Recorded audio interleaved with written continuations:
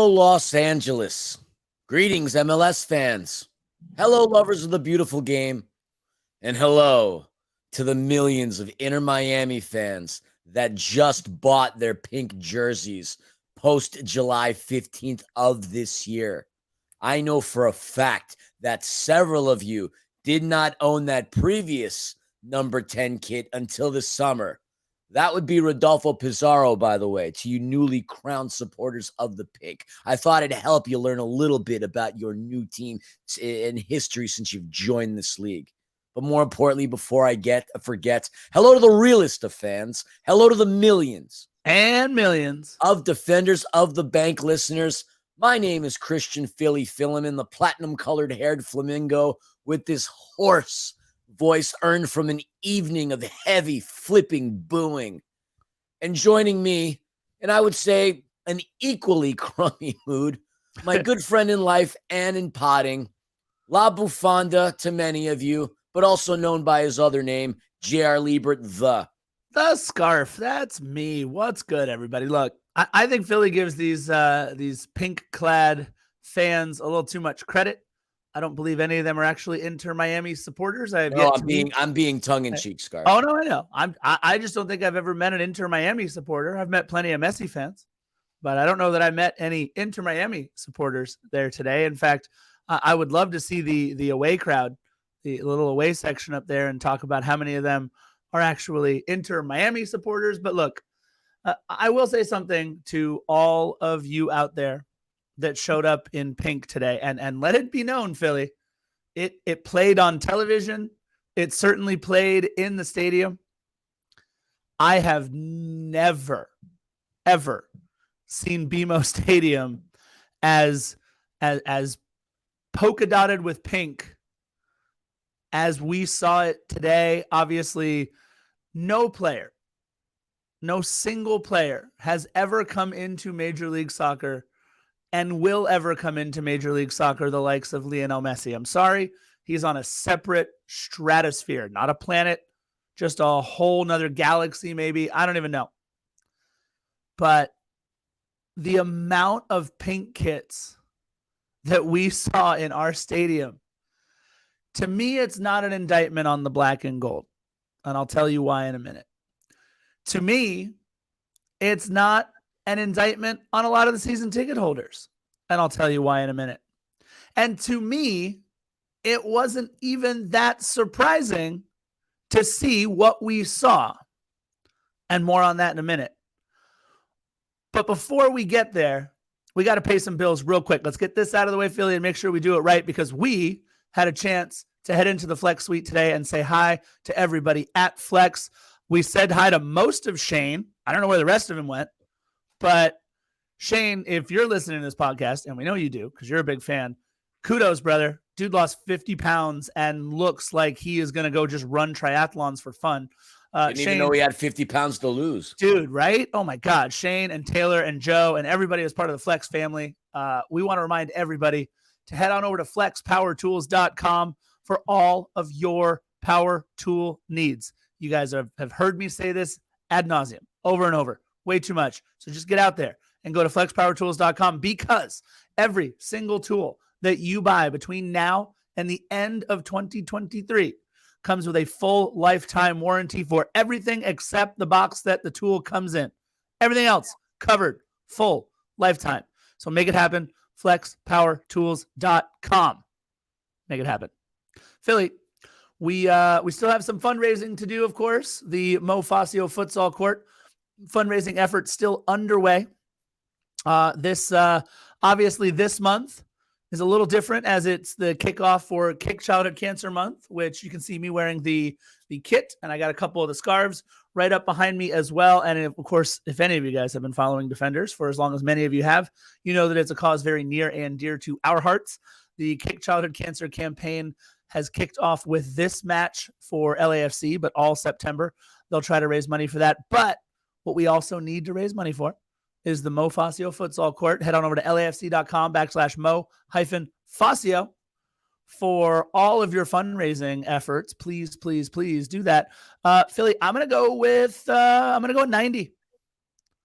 I'm going to go with 90 today because that's how long it took for Ryan Hollingshead to score our only goal of the match. 90th minute.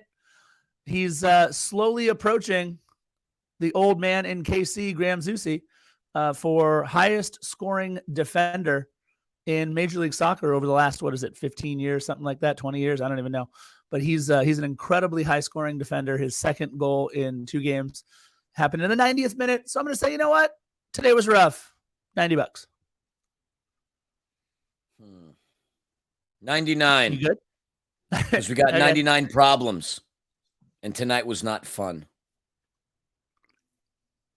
That was solid, bud. I like it. All right. If you guys can't tell, we're exhausted. We usually do a little banter right up at the top. I just, before we recorded today, Philly, did something I haven't done in quite a while. Went to In-N-Out. I never go to In-N-Out. I am a born and raised Angelino. Obviously, In-N-Out, a staple for many Los Angelinos. I'm not a fan. I've never been a big In-N-Out guy. The reason why I used to go to In-N-Out, Philly, is that Mima, my grandmother, when she would fly in from New York, even up until the age of 90, she used to get so excited. She'd get off the plane. We'd pick her up from LAX, and she wouldn't say hi. She wouldn't give me a hug. She wouldn't say I love you. She would look at me and my mom and my dad, and the first thing she would say to all of us as she got off the plane, when are we going to In-N-Out? She loved In-N-Out. So I thought of her today. Got a strawberry vanilla shake before we started this episode. And yes, I am lactose intolerant. But that being said, Philly, your morning was real early, my friend. Now I played a lot of King's Cup in college. I'm very aware of King's Cup. It's a really fun game for those of you that are of age. But that was a very different King's Cup than you were a part of this morning. My morning started at 5, and at this point, it's 1 a.m. on Sunday. So doing great, bud. I'm about 4 hours shy of pulling a 24-hour day. Love it. So I went over to the YMCA in Upland.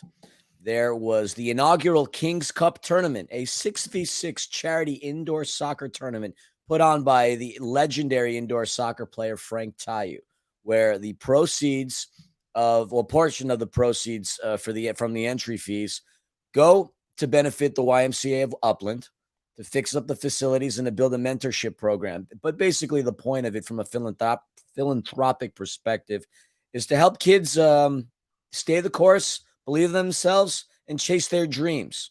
The Tayu brothers, and I would, advise you to go out there and do some research on who Frank and Uzi Tayu are. They're tremendous indoor soccer players and historic figures within the sport of professional indoor soccer. And they put on a tournament that was very similar to the TST tournament that occurred in Cary, North Carolina over the summer. In fact, a lot of the players that competed in that tournament came from the Major Arena Soccer League, approximately 80 of them, including the team that won $1 million, Newtown Pride. They competed early today. So there were 12 teams fighting for 50 grand. And the game started at 7 a.m. and ended around 10 p.m. I was only there in the morning. I called about 3 or so games within the first hour. Then I hurried all the way over to BMO Stadium, where I met up with you around 2, hung out there till, 10:30, till after the press conference concluded. And here we are, 1:02 a.m. I don't know who won that tournament, but some team became $50,000 richer. And the YMCA of Upland got a couple of bucks. So pretty cool stuff. So that was my morning scarf, almost 24 hours ago from when the date started. I love it, man. I love it. I was up at 6:30 getting everything ready for the tailgate this morning. Want to give a massive shout out to Aaron Espinoza and everybody at that tailgate, part of the 3252, all the supporters groups. It was another incredible event. In case you didn't know, on the opposite side of LAFC's Fan Fest lies where all the supporters groups hang out. It's our meetup. It's our church, especially on a Sunday. And all the supporters groups got together today and each made a special dish. And if you paid $20, you got a VIP wristband. And that entitled you to pretty much all you can eat food. And it was absolutely incredible, all the different foods. that they had out there. I mean, I don't want to disparage any of the food, but I think the horchata might have been my favorite thing that I had all day there. But some of the food was unbelievable. The churrasco that they were cutting, the tacos, the pupusas, I mean, you name it, everything was just, oh my goodness. This happens a couple of times a year that the 3252 organize themselves in such a way that just this incredible, magical tailgate experience with all this food and everything else happens. And I just, again, have to say a huge congratulations to Aaron and everybody involved with that. And on that same note, Philly, we do want to say a congratulations. We're going to hit on this on another episode, but we want to say congratulations to the newest elected officers and those that stayed in their roles. Part of the 3252, they did release their new officers. We will talk about that on another podcast. But we want to again say a big thank you to everybody who served this year as officers and everybody who's going into their roles next year. Congratulations, everybody. I got nothing. I think we got to prop Philly up. All right, we got this. All right, let's talk about a couple things that I thought were pretty cool. Number one, Ollie tried to attack Tata Martino. Let's just, it was an incredible moment. I think I saw Ken. I don't know if he pushed or just lightly nudged Tata Martino before the match, but we were all watching. Ollie, it was a pretty solid flight for Ollie. She didn't want to grab the lure anytime soon, but happened to land at the foot of the pitch, right where the pitch and the sideline kind of come together there. And, just happened to be Tata Martino walking through. I think Ollie wanted to take out Tata. It was kind of funny. You want to talk about the flight of the Falcon? She certainly impaired the ability of Tata Martino to move forward. He was walking from the sideline trying to get to the Miami bench, and right around the middle where the camera pit is, Ollie, which she's getting stronger and stronger, man. I feel like every single time she grabs the lure from Ken, we're looking at a dislocated shoulder just waiting to happen. The fact that she flew right in front of Tata was kind of funny, and I think it startled him. We never really got that opportunity to ask him that question in the press conference. Would love to have heard his reaction, but I thought, oh, this is good. Ollie knows what's up. Ollie tears on logos from those lures day in and day out. Ollie decided to maybe, put a little fear of Falcon into Tata. There was no fear. The Ibises certainly played fearless in today's game. Yeah, they absolutely did that. Want to give a big shout out to Jacob, his armband. And incredibly well designed. It's got the Marvel tie-in as well. A little Spider-Man action on the armband. Again, designed by Jacob, who has been battling childhood cancer. I believe they said since he was 2 years old. Oh my goodness. The honorary Falconer, Lily, another one who has been battling cancer for quite a while. The young kids that joined the players on the walkout. It was a simply heartwarming and look, I'll be honest, a little heartbreaking scene as well, because these kids have been battling childhood cancer. I have a hard time with these young kids who are forced to battle this type of thing. It's I don't ever want anybody ever to have to deal with battling cancer, but it just tears your heart out when you see these young kids who have so much to give the world, and yet they are battling day in and day out to overcome this insidious disease. So just want to give a big shout out to everyone involved in the childhood cancer fundraising efforts and the celebration of these kids, and hopefully the raising of awareness of childhood cancer and research. And I can't wait for the day, and hopefully, Philly, it's in our lives, and we'll be on episode maybe 1,209 of Defenders of the Bank, where we can finally say, hey, we don't have to do the Kick Childhood Cancer campaign anymore because they figured out this whole cancer thing. So these kids are just incredible humans. So just want to give some love to everybody in the Kick Childhood Cancer campaign. Lineups? Sure. I mean, sure. Yeah. We don't want to do any this day in LAFC history. Oh yeah, sure. Anything? Here, I'll just sit back and chill. You go for it. I love you right now, Philly. This is rare Philly form that we are getting. I'm pissed off, Scarf. So I hear you. All right, so let's do as we do. I'll go through this day in LAFC history. We are recording this on the 4th, but we're going to go back to the day the game was played on the 3rd, and it's going to go all the way back September 3rd, 2016. Every time I say that, I want to go doodaloo, doodaloo, doodaloo, because it goes back. September 3rd, 2016, the LAFC Academy under 12s take to the pitch for the first time. I believe it was the first LAFC crest to ever hit the competitive field pitch. And that would be LAFC's U12s, who took on Carson in 2 different matches. Their first match ended in a 3-3 tie, while LAFC won the second match 4-2. And on that first under 12 team was a young number 2 jersey, and that would be Eric Duenas, who became one of the first 3 homegrown signings, obviously, in LAFC team history, and has been a staple of our season this year. Also on that roster of the U12s, wearing number 23, was a kid who is very special and near and dear to my heart. That would be Tommy Mark, who played in the leagues I ran as a 5, 6, 7-year-old-ish at Palms Park in West LA. He went on to obviously play for LAFC's academy. He had the game winner for LAFC in the 4-2 win, and would later go on to record the first hat trick in LAFC and LAFC academy history. Unfortunately, as many of us know that were following the club back in 2018, Tommy passed away unexpectedly at age 12 in 2018, and this brought up all the feels for me. It was due to heart failure.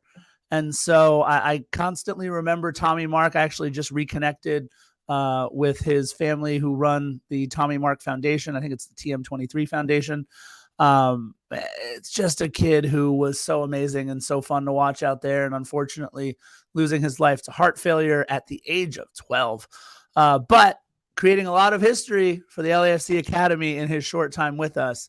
So we want to remember that on September 3rd, back in 2016. That, Philly, is the end of this day in LAFC history. Hey, let's try and raise Philly's spirits a little bit. How about Philly, the fact that we may need to opt into playoff tickets for Angel City FC? Come on. We got Becky Tweed getting these women on an absolute roll. Philly, 2 wins last week, beating up on Megan Rapinoe and Rose Lavelle, then beating up on the Lee Win assistant coached KC Current. I finally got it right, the team that he actually coaches for. I've got it wrong like 4 times already this year. Philly, 2 straight wins. They're only 2 points out of the playoff spot. Your girl, Savannah McCaskill, just riding the wave. Look at this. I think I saw a smile from Philly there. Philly, your thoughts on this Angel City magic that's happening at BMO? I don't know if it comes as a surprise to anybody, but the minute they fired Freya, they went on a streak. They have not lost a game under Becky Tweed. That last game against the KC Current was a very fun competitive match in which Jasmine Spencer scored the only goal of the game. Yeah, these girls are going to make playoffs. They're playing fantastic, and I don't know why it comes as a surprise to many people. Freya wasn't that successful at Gotham FC, and so the minute they cut ties with her, and Freya was an amazing human being, but as far as being a coach on our side, didn't work out. I'm happy that the girls are winning, and I'm happy to see the success on the pitch. It's fun. I actually went ahead and I watched that We Are Angel City doc not too long ago, and I mean, I was a fan obviously prior. I have season tickets. We're in year 2 of it, along with you and Nina and, of course, Amanda, the Angel City chicks. But watching that We Are Angel City doc got me really fired up about those girls. So you're on the fence still about the NWSL and Angel City for whatever reason, go check out the documentary. Obviously, there's a couple of key figures from last season's team that aren't a part of it. Freya and the sporting director, they're no longer part of the group. But, yeah, the girls are really good, and those games are really fun. I certainly don't leave them as angry as I left BMO Stadium today, which I consider a blessing and a joy. I don't go in with that anxiety and hostility. I don't walk out with really any of it. So to me, it's like a vacation game. I actually do get to enjoy the sport, feeling like I do have a vested interest, but not walking out of there feeling absolutely deflated, angered, pissed off, concerned like I did today leaving in that horrific match against Inter Miami. But check out the Angel City team and the Angel City Chicks, of course. Yeah, Philly is chairman of the McCaskill Mafia, in case you are curious. Savannah McCaskill is amazing. In a headline that shocks nobody, unfortunately, this season, LAFC 2 loses on penalty kicks again. 1-1, Austin FC 2. And then, unfortunately, it goes to PKs, and they miss their 5th and final PK attempt. So they do not get the extra point for winning on PKs. It's been a rough season for LAFC 2, but their next match down at Dignity Health Sports Park September 9th, taking on Los Gros.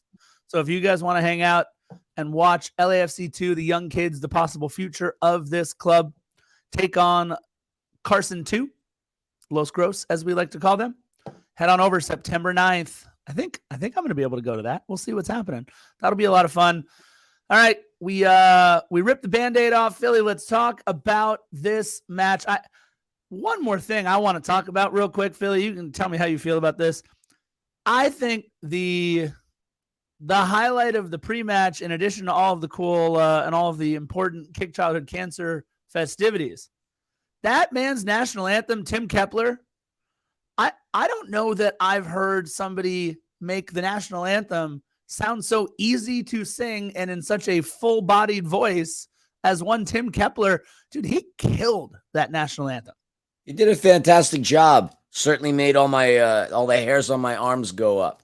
I'm sure that was still attributed to the anxiety I had walking into this game, but he did a really good job. A lot of hair on your arm too. I do. He certainly could be welcomed back, and I would enjoy his rendition of the national anthem again and again. In fact, he could just take a full-time gig doing it day in and day out. It would be very much appreciated. Not to say that there have been bad singers of the national anthem. We've had a phenomenal star-studded cast. Jaime Camille been a part of it. Obviously, we have Jordan Harvey's wife, Kimberly Caldwell Harvey, doing things. But Tim was good. Really, really good. It was incredible. I'm trying as best I can here to get Philly to say nice things, but we're now going to talk about Inter Miami. And whatever you thought you knew about Miami football before July 15th, 2023, just forget it. Flash forward nearly 2 full months and one very productive transfer window later, and Miami is, as Giorgio Chiellini said in today's press conference, the best team. This is Giorgio Chiellini's quote: the best team he has ever faced in MLS. In MLS, the best team.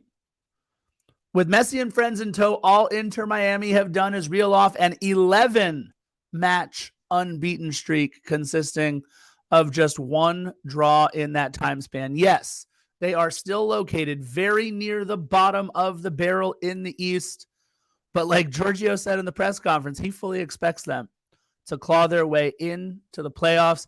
Philly, it simply does not matter. Whatever our history was with Inter Miami, whatever happened before July 15th, 2023, none of it, almost none of their franchise history, because there was so little of it, really matters. It's all going to be talked about before Messi and during Messi. I've already grown tired in hearing his name. Messi this, Messi that. Yes, he's the greatest of all time. Yes, does he contribute substantially to this league? Absolutely. Yes, has he helped turn the fortunes of a horrifically constructed Inter Miami team? Yes, absolutely. But this Messi mania stuff is giving me madness.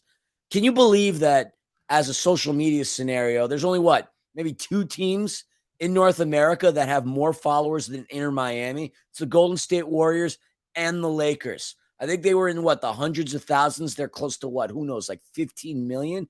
It's unbelievable. And obviously most of these Inter Miami fans or followers coming by way of July 15th. I said tongue-in-cheek earlier, talking about how their original number 10 was Rodolfo Pizarro and how a vast majority of people wearing pink in BMO Stadium probably have no clue who that even is. If I mention the name Bryce Duke, probably doesn't ring a bell. If I mention Luis Robles, probably doesn't ring a bell. It's amazing how the fortunes of one club can completely change with the addition of one player. Yes, the greatest of all time, sure, but it's just unbelievable to me how this entire team has changed. And we knew Inter Miami was going to be one of those squads that a lot of star players would want to go to. Why? Because South Beach, Miami. Miami's a dope city. If you haven't been, I'd highly recommend going. It's great. It's new. It's clean. The beaches are nicer. The water is warmer. Screw their football team, man. I'm already sick of Inter Miami. 14.8 million followers on Instagram. It's wild. I mean, they've got almost like 5 times that of what Major League Soccer has as far as followers. Right. All right. So here are my thoughts real quick on all the pink kits in the stadium, and then we never have to talk about it again. I hate you all. I want to say, and I'm going to play counterpoint here to Philly. All right. Hi. scarf here. If you're going to be pissed at anybody, it's going to be me this time. Let's go. So, born and raised in this city, diehard Laker fan. In fact, you guys know Philly and I are Mets fans. I wasn't really a Raiders fan or a Rams fan because I was 11 years old when they left. So I really had no tie to Los Angeles American football. I love the Dodgers as my hometown team, but I'm a Mets fan through and through. Hockey didn't really do it for me, but I lived here during the Gretzky era, so I remember it. I remember 2 Stanley Cups for the Kings as well, a little bit later on.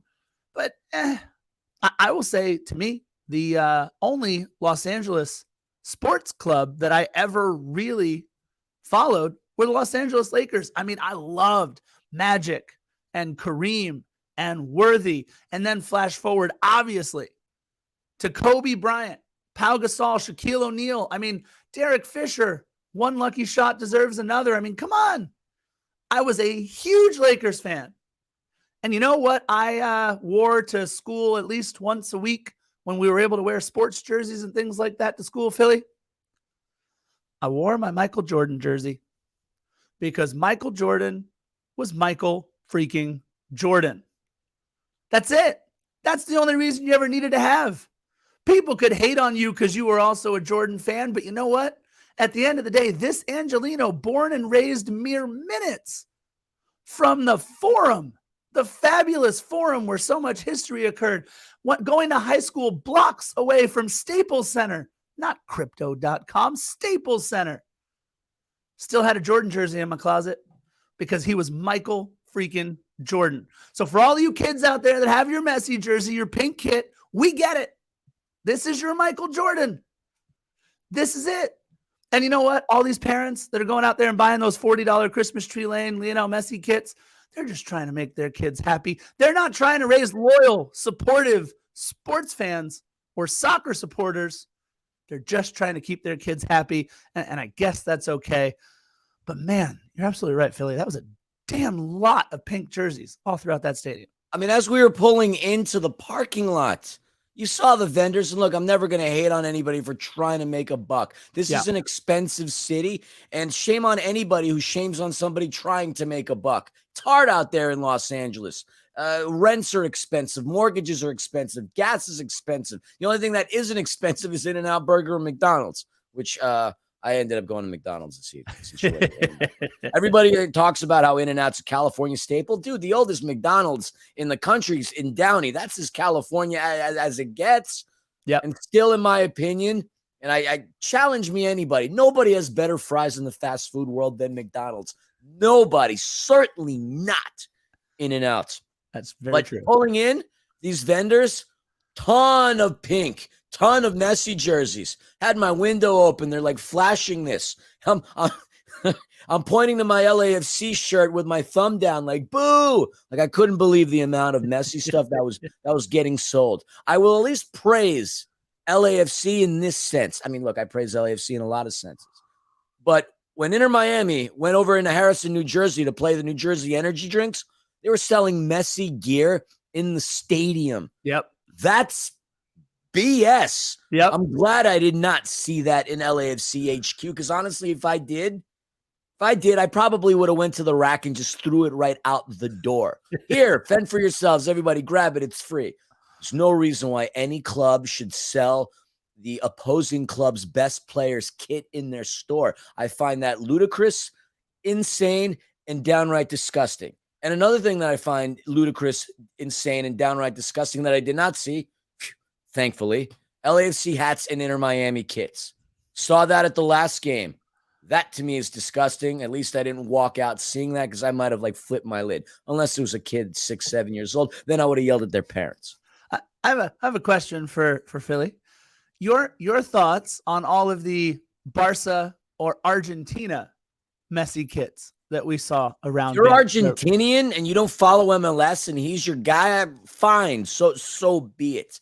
That's a supporter. Barcelona, yes, he spent a great deal of time there. It's one of the top 3 biggest clubs in the world. I am okay with that.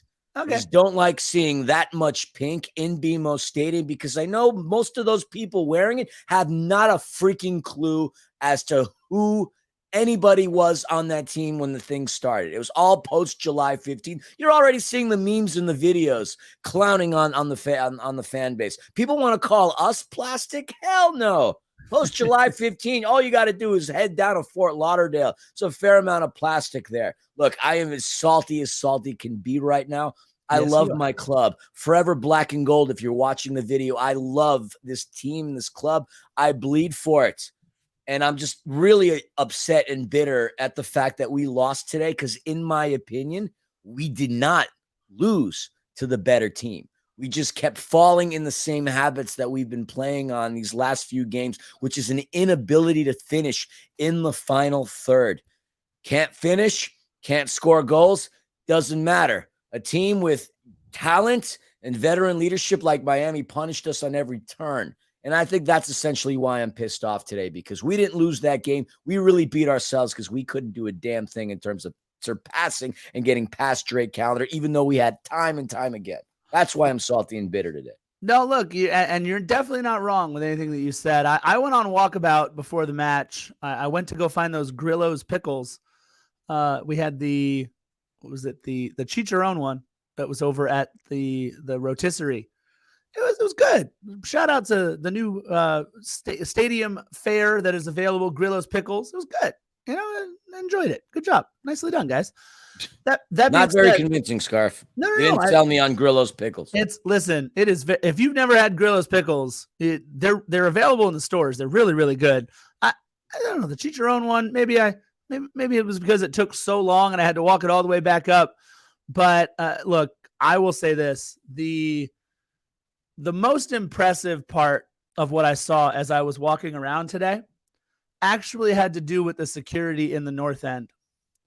The security in the North End, if you even sneezed and it sounded like Messi, they kept you out of the North End today. Good. If you were wearing an Argentina kit, if you were wearing a Barca kit, if you were wearing anything pink, if you were wearing anything for the most part, other than black and gold, I saw it on both sides of the North End. I thought, at least from what I saw, and I'm sure there will come out that there were other stories and maybe people snuck in and all of that, right? But from what I saw, kudos to that security detail on both sides of the North End for keeping everybody out. And furthermore, you and I, Philly, today had a ton of interactions with a ton of LAFC people who work in the organization all the way. Of course, we got to say hi to Larry and hang out with him for a little bit, and he was his usual jovial self. But from Larry all the way down through the rest of the organization, every one of the people that I spoke with who worked for LAFC today, on like the craziest of days where there was more security than at MLS Cup.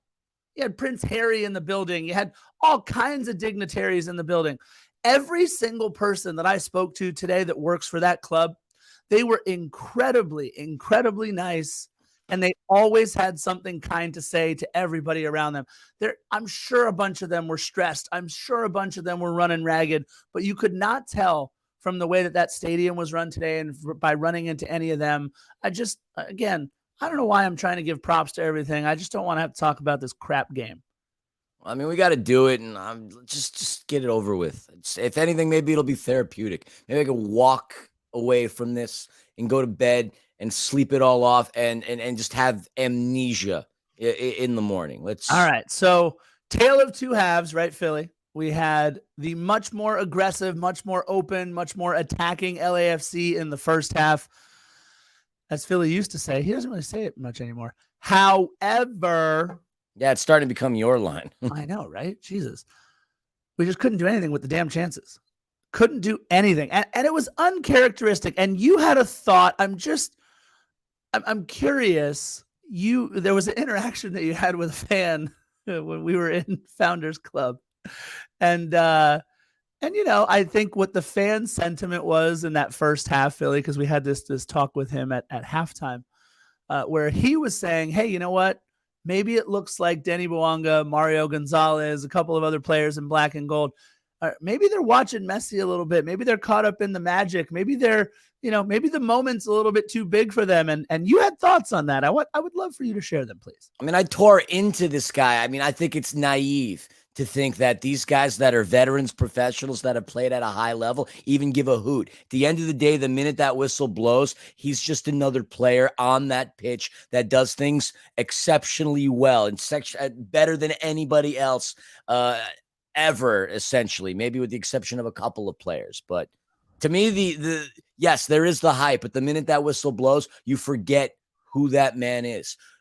We had 7 players, again, shout out to our buddy Alex, who have played against him or practiced against him or had some type of tie into him. It's not like we fielded a team of 22-year-olds that grew up in Tampa that had only seen him on FIFA or on late night ESPN Plus. The idea that Carlos Vela, who had competed against Leo Messi on 13 different occasions, would be intimidated is absolute horse crap. No way I'd buy into it. Would Denis Bouanga fall, into that stargaze scenario? Sure, PSG pooped all over Saint Etienne, but he competed against him. He knew what the deal was. Ilie Sanchez at Masia Academy. Same with Sergi Palencia, Steve Cherundolo during his time on the national team. To think that one man would completely rattle this entire club, I don't buy that for a second. This was a team that had a game plan, that tried to execute, but unfortunately failed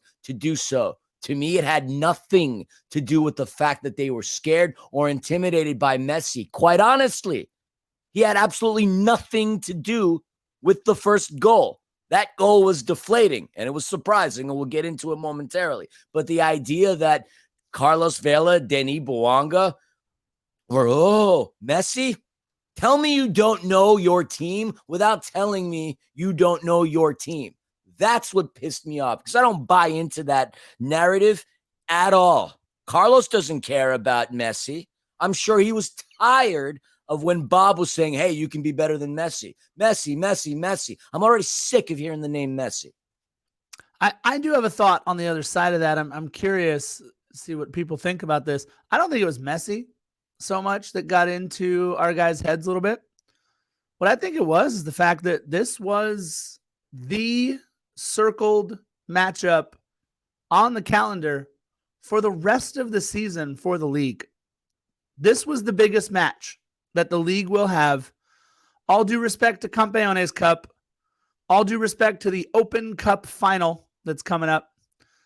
This match, the star-studded power that was on display, obviously Lionel Messi, Sergio Busquets, Jordi Alba, Joseph Martinez, Tata Martino.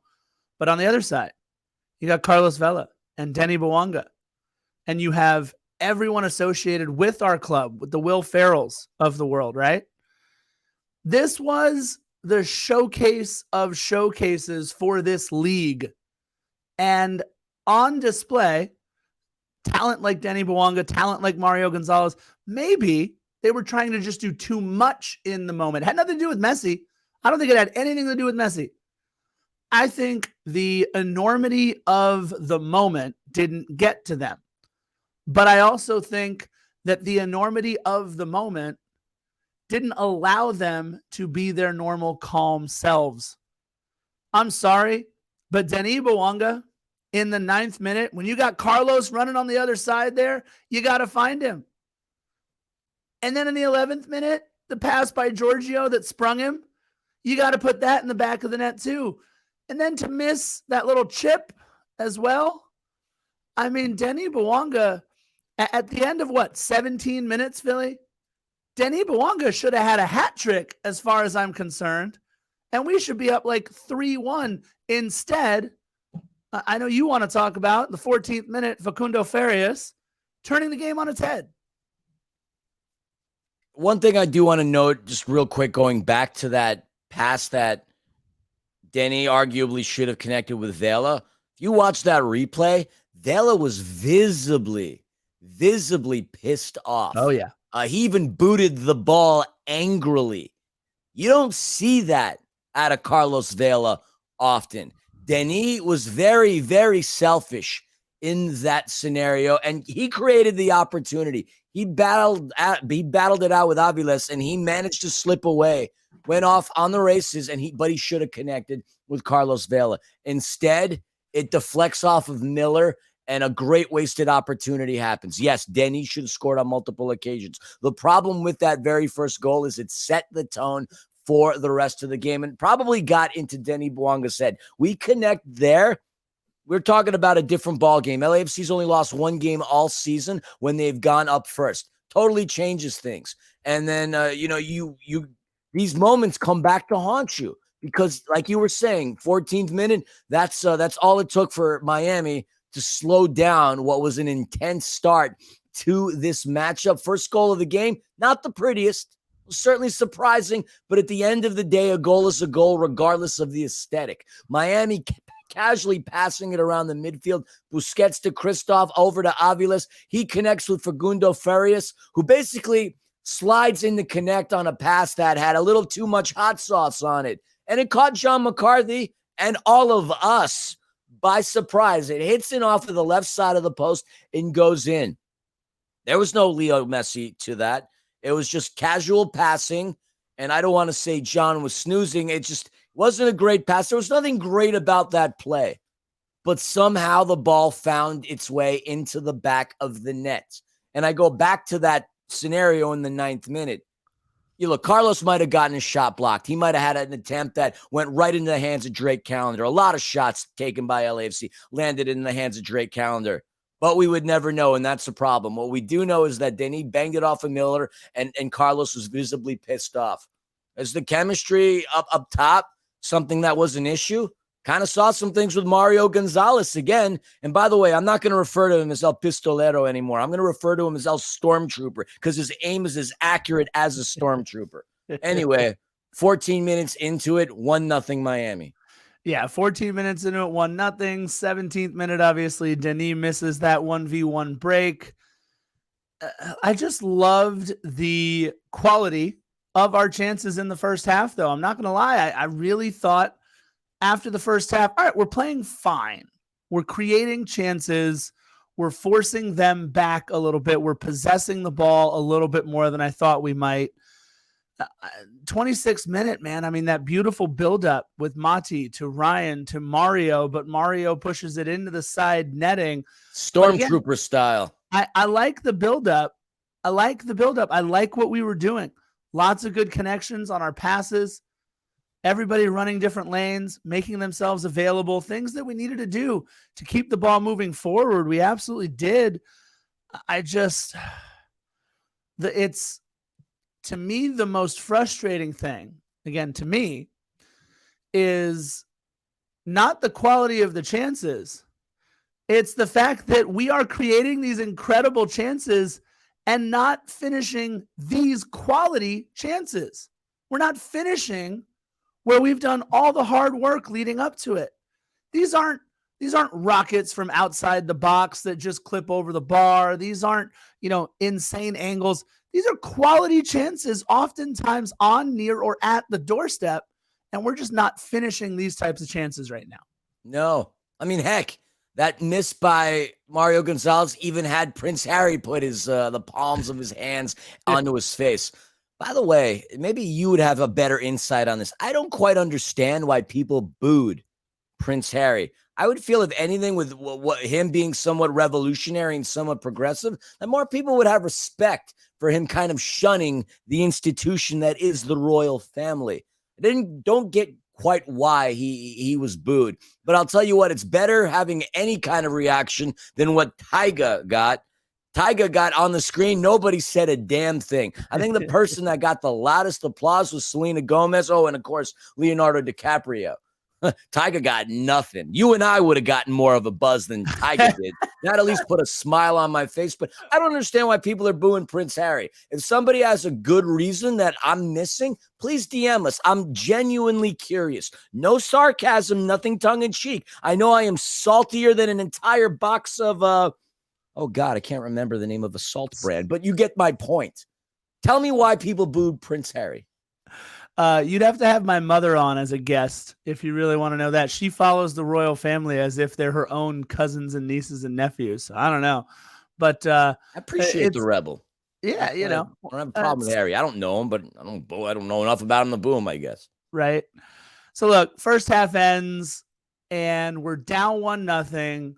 There's optimism though, right? There's optimism. I did have a fun little moment that I really enjoyed in the 42nd minute. It won't show up on a box score. It definitely won't show up on a replay of highlights or anything else. But Messi and Kellen Acosta in the very opposite end of where we are, like the southeast corner. Kellen got called for a foul while he and Messi were kind of going back and forth at each other a little bit. But everyone was cheering Messi so loud when he touched the ball in that little corner that neither of them heard the whistle. So they kept playing a little bit right after, and it was like a fun little 1v1 that they had there. And man, you could tell Kellen was like, all right, you and me, let's roll. And Messi was like, all right, let's see what's cooking there, U.S. men's national team midfielder. And they had just a nice little exchange. It wasn't longer than 4 or 5 seconds, but they were both kind of going at each other a little bit. And I just love the fire that a player like Kellen Acosta brings to the pitch day in and day out. He really is kind of learning how to be a leader in and amongst guys like Ilie Sanchez and Giorgio Chiellini, obviously, Carlos Vela, who's been leader more with his play on the pitch. But I just love that little moment there between Kellen Acosta and Lionel Messi right towards the end of the half. I thought Kellen Acosta played a fine first half. Maybe I missed something. I thought Sergi Palencia played a fine first half. It was 45 minutes of missed opportunities. And I would say LAFC certainly played a much better first 45 than they did a second 45. Because at the conclusion, when the referee blew the whistle, we did have 1 minute of stoppage time, but nothing happened. I didn't think Miami was particularly impressive. I just thought LAFC's inability to put it in the back of the net was just far more depressing than Miami was impressing. To go into the locker room, we've got LAFC with 10 shots, 3 on target. That's a fair amount of output, if you ask me. Miami had 4 shots with 3 on target and 1 goal. They were at least a little more clinical in their finishes. Miami had 60% possession, and that's not a surprise, as they've averaged that type of possession over the course of the last 9 to 10 games. The passing accuracy between the two sides wasn't as high as you would imagine, in particular with a team as talented as Miami, and especially as possession-driven. Fouls were there. I mean, there were 17 between the two teams, 10 on LAFC side, 7 on Miami side. What was surprising, though, is the yellow cards. Ted Uncle officiating this game. Boy, do we have bad luck when Uncle is officiating. He gave a yellow card to Mario Gonzalez early on in the game, and you're looking at it like that's a wait, what moment right there. Anytime Ted Uncle is there, we always have to moan and groan. I would say he was fine. He didn't really have too much by way of screwing things up for us, but I've said it before. If you know the name of the official that's going to be officiating the match and it puts you in a bad mood to begin with, what does that say about pretty rancid officiating? I think it's pretty spot on. Uncle was fine today. At the end, we still shot ourselves in the foot, but hence your yellow card. Our XG 1.23, Miami's 0.63. But we go in the locker room down 1-0, and it just sucked to see that. Yeah, it was Monty Bogusz, by the way. They got that yellow in the 3rd minute, not Mario Gonzalez. Really? Ted Uncle, yeah. But Ted Uncle, well, Mario's a part of that. Regardless, that was a yellow card that it was unwarranted and soft as a baby's bottom. Yeah, Ted Uncle though, Ted Uncle was solid today. He was fine. Kellen Acosta coming off the pitch for Timothy Tillman at halftime. Maybe this is their way of working in Timothy Tillman, getting some more minutes. I don't know. But I was a little surprised with the move. Didn't think that what Kellen was doing was anything terrible out there. And unfortunately, Philly, the connection that was made, I mean, this is how you draw it up, right? 51st minute, Sergio Busquets to Lionel Messi to Jordi Alba for his first Major League Soccer goal. And just look, sometimes, as you like to say, you have to tip your hat off to guys who just know what they're doing. These 3 out there just carved up the defense as Jordi Alba able to put it in the back of the net. And now, I mean, we're down 2-0, but don't they say in football, you guys, I hear this all the time. I absolutely hate this slogan, but I'm going to throw it out there. It's the most dangerous league in soccer, dangerous lead in soccer, being up 2-0. So at least we're in a spot where we're dangerous now. I don't even know. Yeah, the Triple B Barca line absolutely smoked us like a pack of cools on that. Jordi Alba, completely uncontested, smashes one past J-Mac. Shortly after that, we get our next set of subs. We have Giorgio Chiellini coming out for Jesus David Murillo. And that's one thing I thought we had going into this game, an advantage, being well-rested for a week and having no players with excused absences or lower extremity issues. So I thought that was really going to bode well for us. Moody coming into the game, and I guess maybe Giorgio was feeling a little winded. Maybe Steve didn't like the fact that we were getting carved up a little bit, especially after that play. I don't know. I mean, we have Kellen Acosta coming out. Timothy Tillman has not really had a great run of form, but obviously we know the man's talented. He was the better midfielder than Kellen Acosta until he got the injury. But I was a little surprised to see Giorgio coming out of this game at this point because it was still very much in anybody's hands at that point. Yeah, but it looked like, right, he had hurt his shoulder right before that. He was like kind of wincing. He was kind of moving it out a little bit. I don't know if maybe Steve just said, you know what, screw it. We need Giorgio for a bunch of these matches. But also, Philly, you and I are going to talk about our next match, Portland on turf. I don't know that we see Giorgio in that match. So play him as long as you can. But maybe Giorgio said something to him about his shoulder. Maybe something's going on in there. But I agree. I was disheartened to see Giorgio come off. I thought Giorgio and Aaron Long, Giorgio was good, although he kind of got caught out a couple of times. You went mute, Scarf. Your mic is off. Hello. Ah, there he is. I was about to put on that disclaimer. Due to technical difficulties beyond our control, Lobby cannot be heard at the present moment in time. What is going on there? I'm gonna stop tugging on your cord. I'm not tugging on a cord. I don't know what's going on. I'm tugging on a cord. Hold on, I gotta fix my mic. Now this should sound a little bit better. I have no idea. Hey, he's back. It is 1:45 in the morning. A little technical difficulties, but we're back. Look, I really liked the substitution that we made in the 62nd minute. I think that what we have seen from Christian Oliveira, I really like his dynamism when he's out there, especially over Mario Gonzalez right now. But I know, Philly, the one that you and I were extremely happy to see, what we were anxiously awaiting the return of one Cheeky Palacios, and he comes on in the 62nd minute.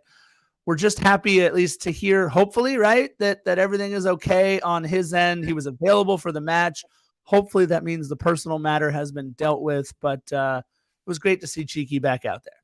It was. I mean, prior to those subs coming in, Denny Bouanga had multiple opportunities on Drake calendar. And I got to say that Denny's going to be having daydreams about Drake, and they're going to be nightmares of daydreams. Denny despite not having a great first half and having an inability to find the back of the net, the one thing that Denny did not do was stop. And that's something I certainly appreciate. Yes, I was as frustrated as Carlos Vela was when he did not connect with him, but I can never fault Denny for not trying. He's obviously carried us on so many occasions. And I just like the fact that he did not give up. His spirit still remained high. His confidence still remained high in the sense that he thought he could be effective by helping put the team on his back, as he's done time and time again. So I just wanted to, obviously shout out the fact that Denny kept trying prior to those substitutions coming in the game. Yeah, I mean, look, we know this is a guy who got off a plane after 21 hours of flight and decided to play and hit the game winner, right, for us. So what we know about Denny Bouanga is that he's always going to come to play. And look, I liked what happened. I'll be perfectly honest, Philly. I liked what happened as soon as we bring on those subs. Okay, not only do we create a couple of good attempts, Carlos Vela, Ryan Hollingshead in these next few minutes, right? But the other thing that we do is DeAndre Yedlin picks up a yellow for a foul. Facundo Farias picks up a yellow for a foul. And we're starting to see maybe the motor getting up there a little bit for LAFC again. But like Tata Martino has been known to do, he brought in a couple of subs that kind of changed the tempo of the match, with Arroyo coming on for Benji Kramaski, who was your player to watch, and Facundo Farias coming off, the goal scorer up until that point, for Leo Campagna. And what we have seen recently, Philly, it's kind of becoming a trend, right? the subs that are coming in are absolutely killing LAFC. Absolutely. But you know who else got killed? That pitch invader that ran on from the south end and tried to, I don't know, take a selfie with Messi. We've heard Right. the reports of Messi's bodyguard who gets paid $300,000 a month. What a sweet, cushy gig. But you know, that dude being the head of Messi's security, Intel, is it Intel or Tel? Detail, sorry, Detail. Detail. Busy guy. He was there and kid was wearing a Barca jersey. I don't understand what compels these pitch invaders to do things. I believe that's a day spent in jail, a ban for life from the stadium, and maybe a $5,000 fine.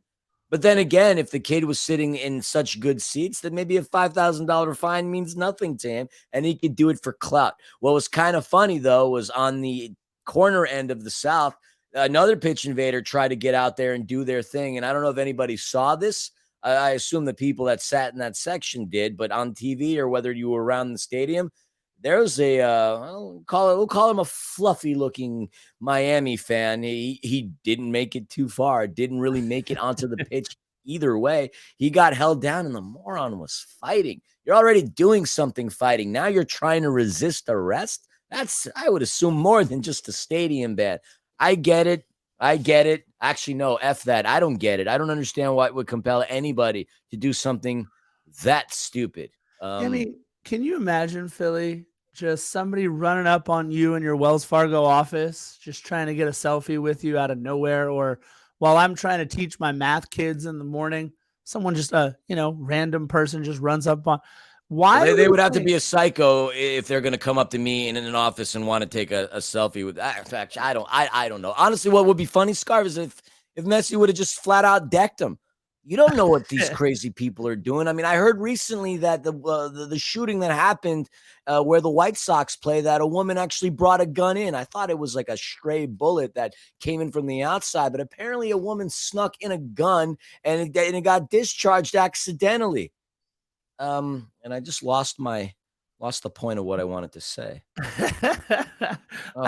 Your question was, what these pitch invaders really. Oh, yeah.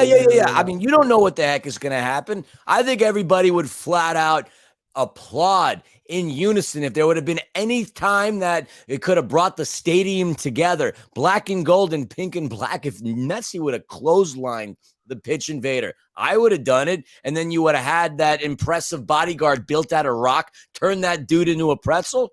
That might have been my play of the game right there. Yeah, look, there's actually some really good pictures. I think the Daily Mail is the one that I'm actually looking at right now of the bodyguard, by the way, doing his job, and some impressive video. That is a great picture.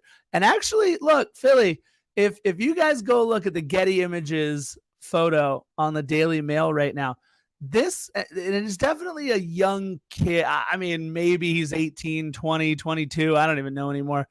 But he's got both hands wrapped around Messi. And unfortunately for him, Messi's bodyguard has both hands and arms wrapped around his neck. So it's going to be a very short stint. Messi meeting the kid head on, though, put both hands up. I mean, it was look, it's a scary situation, right? Because who knows? What was I'm blanking on the tennis player. Was it Monica Seles? Yeah, she got stabbed during a game. Right? Who she was playing, she was participating in a tennis match and a fan ran out and stabbed. I mean, there's very little. It's really scary, you guys. There's very little preventing anybody from running onto the pitch like that and potentially causing some harm. So, as much as it's kind of we kind of joke about it sometimes, like, oh, they just want to run out and take a selfie, this, that. You're absolutely right, man. You don't know the intentions of anybody else. And the other thing I'll say is this: Messi's not going to try to deck him because he's paying a guy $250,000 a month or whatever to do it for him. So, well, maybe if the guy was coming out rocking a Real Madrid jersey, then maybe he would have thought, all right, man, I have to protect myself. Yeah, if it was a Madridista, absolutely. That would happen. Look, after they weather the storm and get Arroyo and Campana on there, we get some yellows for both Chiqui Palacios and Jesus David Murillo, who doing the most with his short stint into the match. He was in the match, maybe 20 minutes or so. It got absolutely burnt to a crisp by Facundo Farias on one play. We're lucky that Facundo found the left side of the post.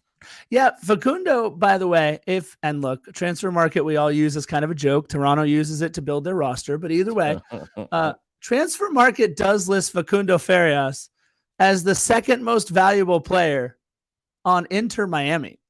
Facundo Farias, not Jordi Alba, not Sergio Busquets, not Joseph Martinez. Yeah, not Joseph Martinez. Facundo Farias. Now, we all know who the first most valuable player is on Inter Miami. But this is a kid, Facundo Farias. This is his third game, first start, I believe. First start with Inter Miami. And all they've done, by the way, is be able to put guys like Joseph Martinez and Leo Campagna on the bench so that they can bring them in later on into the match. And what we would see, unfortunately, is Leo Campagna, who was able to come into the match a little bit later, have a lot more in the tank, maybe against, a back line that had been chasing the ball a little bit more than they might have liked because of what Inter Miami does. But unfortunately, Philly, we had a scarf goal. It just was for the wrong team. For the wrong team, indeed. 84th minute, passing into the midfield by Miami. Long tries to make a play, but unfortunately it comes off his chest and it bounces off to the worst possible guy with room to run. That would be one Leo Messi. He sprints ahead, connects with Campagna, Lionel Teleo, and he smokes it past John McCarthy, and we're looking at 3-0. 3-0. Getting pushed around in our own house. It was, I'm going to talk about deflating. That was deflating. Yeah. The first goal we said was lucky and it was ugly. And honestly, it was a garbage goal. Second goal, the Barca line shredded us apart. This time around, just an unlucky bounce off of Aaron Long, and for Messi to be at the right place at the right time, connecting with Campagna. 3-0. It sucked. Just thinking about it right now just makes my blood boil. Really does. You're John McCarthy and you're staring down Lionel Messi with a free runner to his right. I mean, what's he gonna do? It's a wrap. That's not on J-Mac. That wouldn't be on Maxime Crepeau or Gigi Buffon or whoever else you want to throw out there. That's on your defense. And Steve Cherundolo, Philly, you and I were in the press conference. We heard him say just as much, where it was more defensive errors, individual defensive errors that caused the problems that they did rather than, bad team defense, something like that. So unfortunately for LAFC, they're now down 3-0 going into stoppage time. Ryan Hollingshead, everybody. Ryan Hollingshead, a perfect cross on the corner from Carlos Vela to Ryan Hollingshead. And just like that, we pull one back. Could there be some magic, Philly, in stoppage time? We're now down 3-1 inside stoppage. They said there would be 9 minutes of stop or 6 minutes, excuse me. Sets an upside down 9. 6 minutes of stoppage. So you're thinking, all right, we get one back. I mean, who knows? We throw everybody towards the net. Maybe we get a second one back. And we did have all of the attempts there in stoppage time, Philly, but your thoughts on the effectiveness of any of those attempts? Not effective at all. And that was Carlos Vela's 8th assist, by the way, of the season. He's the leading assist man on the team. He's only 2 assists shy of his 4th straight season with double-digit assists in the league. Ryan Hollingshead getting his 3rd goal of the season, and that would put him as the 3rd leading scorer, tied for the 3rd leading scorer, believe it or not, with Stipe Buke. Surprising there. Fufu Krastev, I believe, floated one into the box, and the header by Moody was completely off target, got the wrong side of his noggin. I really did feel hopeful at this point. With 6 minutes worth of stoppage time, with LAFC, had they had the opportunity to connect, if Moody got that past Calendar, I do think we might have pulled some kind of a shocking draw upset in that game. I felt it. I had that feeling, but once it got booted in the wrong direction by Moody, I knew right then and there it was over. What I did appreciate, and what's going to go unnoticed on the stat sheet, Mati Bogusz, absolutely kept fighting down to the final whistle. Took a shot towards the end of stoppage time he just missed.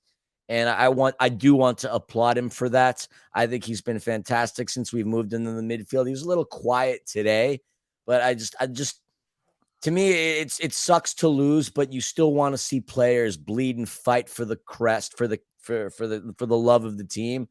Denny did, Mati did. I know Ryan Holling said Carlos Vela did. I mean, for the most part, I would say our boys did. We just couldn't finish. We just couldn't convert. We couldn't get past calendar, and a lot of that has to deal with us more so than it had to deal with Miami being the better team. Yeah, I mean, look, Miami definitely finished their chances, though, right? That's the tough part. We're sitting here lamenting not being able to finish our chances. Their opportunity, Miami sure. in fewer opportunities, in my opinion, too. Far fewer opportunities. They were able to finish a larger number of chances. Look, it's a tough one to swallow because we know how many eyes were on this as well. We always take the responsibility of being a league showcase club because we are extremely talented, we are extremely aspirational, and we are extremely good at winning very, very often. But unfortunately, this one stings a little bit more, right? With all the eyes of the MLS world, all the eyes of the football world firmly trained on BMO Stadium in downtown Los Angeles, to have the black and gold kind of come up flat, I'll say. I don't know. Flat means they didn't play without any energy. They played fine. They got caught. They got caught being lazy on a counter. They got caught giving too much space. And it's a really, really, really frustrating home loss. That's for sure. Oddly enough, I mean, the worst home loss of the season, but certainly not, and this isn't a silver lining, this is just to talk about history and facts, not the worst loss we've ever had at home. If you want to know about the worst loss, you'd have to go to August 4th, 2021, where Sporting Kansas City beat up on us 4-1. That's the most goals that we had allowed during a regular season game at BMO Stadium, and that was the most lopsided loss ever at BMO. There were a couple of matches in which we got shut out. Unfortunately, our rivals did that to us in 2020. Minnesota did that to us in 2019. DC United did that to us last year. Really Salty Lake did that to us this year. I'm not counting the game in which our rivals beat our 17-year-olds, but 3-1, that's the first time that we had this type of a score at home, and a worst loss of the season, but not worst loss historically at BMO. Yeah, you're absolutely right. The tough part, though, is that now in the table, we're sitting third, 7 points back of St. Louis, and now 1 point back of Seattle. Seattle on 41 points, but their 41 points come by having played in 2 more matches. So we've got 2 matches in hand on Seattle for second place. I'd bring up the race for the Shield, but just like one of my favorite lines from the movie Meatballs, it just doesn't matter. It just doesn't matter. That's right. The race for the Shield, as far as LAFC is concerned, is over. So we're going to stop discussing the race for the Shield. And I talked about our schedule coming up, Philly. And look, I don't want to look any further than just one match ahead. But obviously, we're headed up to Portland to play on turf. This could be a tough month for LAFC. I think we need to get things righted relatively quickly. And with that being said, I think we absolutely do need 3 points from Portland. I mean, playing in Portland is tough. Gio Savarese is no longer at the helm, but look, winning in Major League Soccer is not easy. And quite honestly, we don't have a great record on the road this season. And playing on turf obviously means we're not going to be playing with Giorgio Chiellini. It's not going to be an easy month. We got the Galaxy at home afterwards, who honestly, as much as I hate to admit it, have been playing a lot better, and they did do a good job retooling themselves during this transfer window. We've got St. Louis on the road. Talk about a tough environment right now. This is a team that, even though they lost recently to Kansas City, still looks good, and they unfortunately are still the best in the West. We got Campeones Cup. We have an opportunity at actually lifting some silverware this year, so hopefully we could take care of Gignac and company. But as Giorgio Chiellini said, September is going to be crazy in terms of the amount of games that we have. October and November, not as much, but getting through this month, if we walk out of this month without any victories, I'd say our chances at MLS Cup just start obviously get dimmer and dimmer. We're not going to miss playoffs. I don't think that's mathematically possible. I mean, I think there's 7 or so, 8 games left. I don't foresee that happening, but September is not going to be a very good month for us.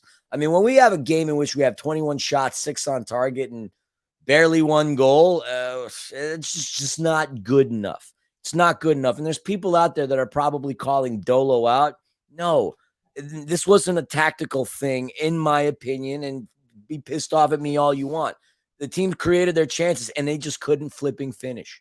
That's not on the tactics. The ideas were there. The drive was there. The game plan was there. The execution, that was not there. So that's not a Dolo thing. That is a Denny Bouanga thing.